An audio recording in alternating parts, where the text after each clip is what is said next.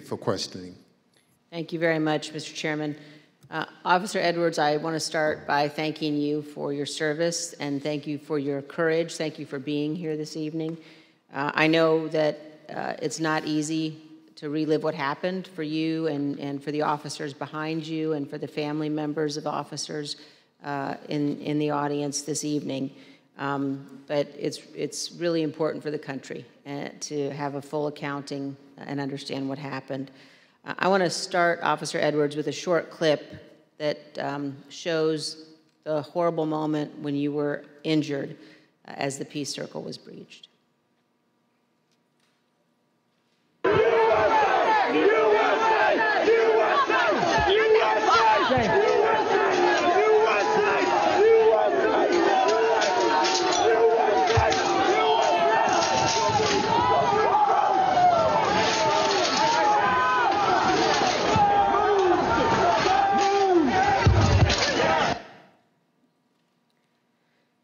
Officer Edwards, can you describe the crowd that had assembled at the Peace Circle as you and your fellow officers stood behind and guarded the bike racks at the Peace Circle? Yes, so there were about, I want to say about 5 of us on that line.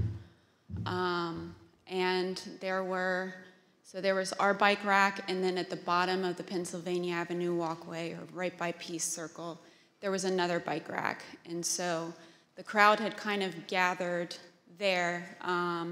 It was the crowd led by Joseph Biggs, and they were mostly in civilian clothes. There were some who had military fatigues on. We could see people with bulletproof vests on, things like that.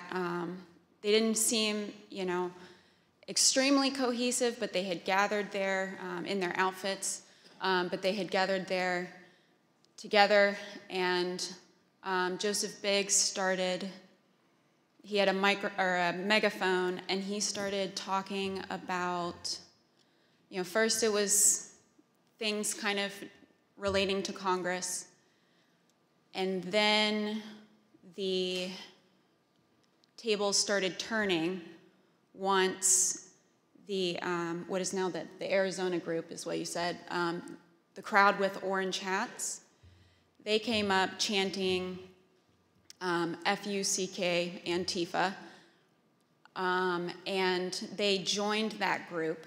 And once they joined that group,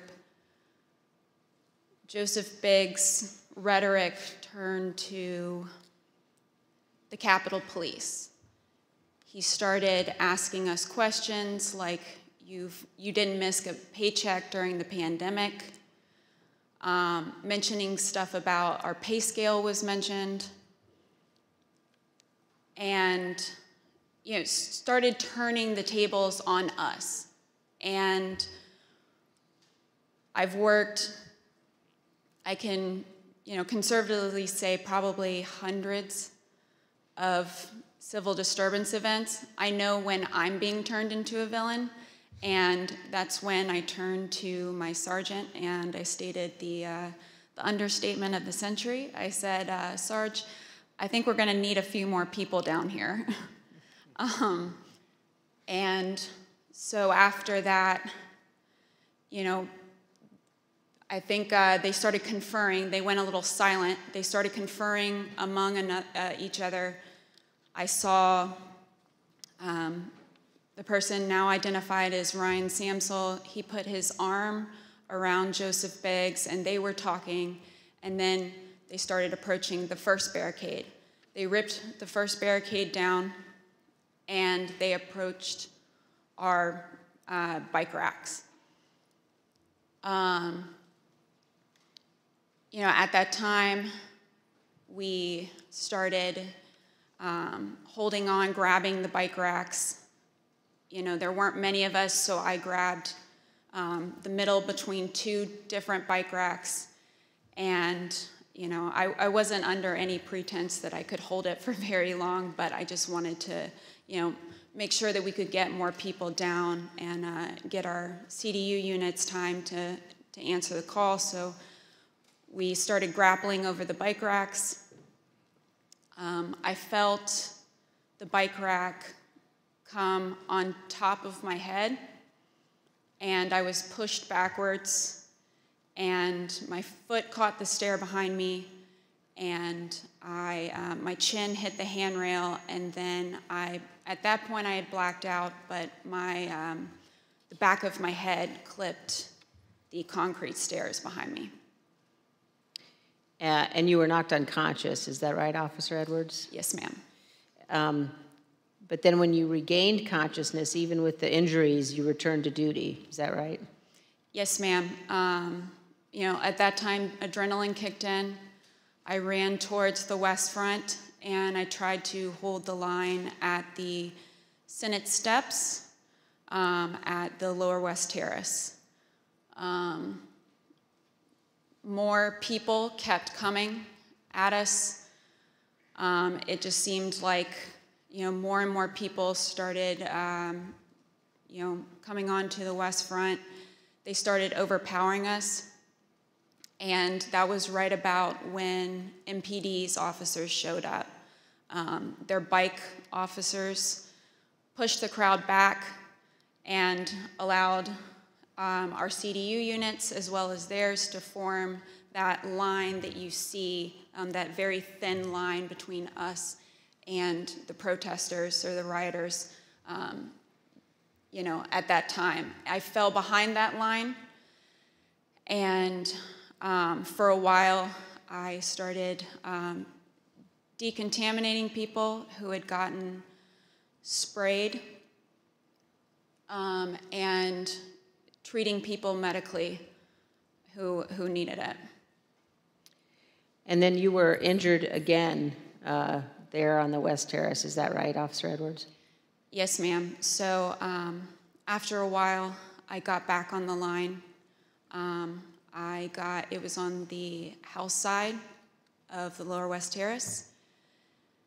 And I was holding that line for a while. There weren't many of us over there. And Officer Sicnick was behind me for most of the time, for about 30 to 45 minutes that I was down there. We were just, as the best we could, we were just, grappling over bike racks and trying to hold them as quick as possible. All of a sudden, I see movement to the left of me, and I turned, and it was Officer Sicnick with his head in his hands. And he was ghostly pale, which I figured at that point that he had been sprayed, and I was concerned. My, cop alarm bells went off, because if you get sprayed with pepper spray, you're going to turn red. He turned just about as pale as this sheet of paper. And so I looked back to see what had hit him, what had happened, and that's when I got sprayed in the eyes as well. I was taken to be decontaminated by another officer, but we didn't get the chance because we were then tear gassed. And we are going to play just a brief clip of that moment that you've just described, Officer Edwards.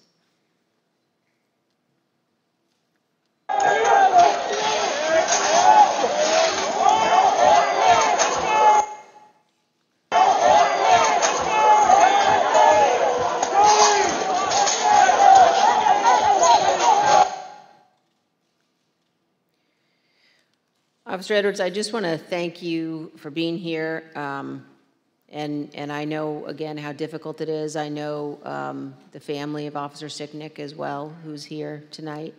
And one of the things one of the Capitol Police officers said to me recently was to ask me whether or not, as members of Congress, all of us understood that on that day, on January 6th, when we were evacuated from the chamber, were led to a safe, undisclosed location, whether we knew that so many of you had rushed out of the building and into the fight. And I can assure you that we do know that, and that we understand how important your service is.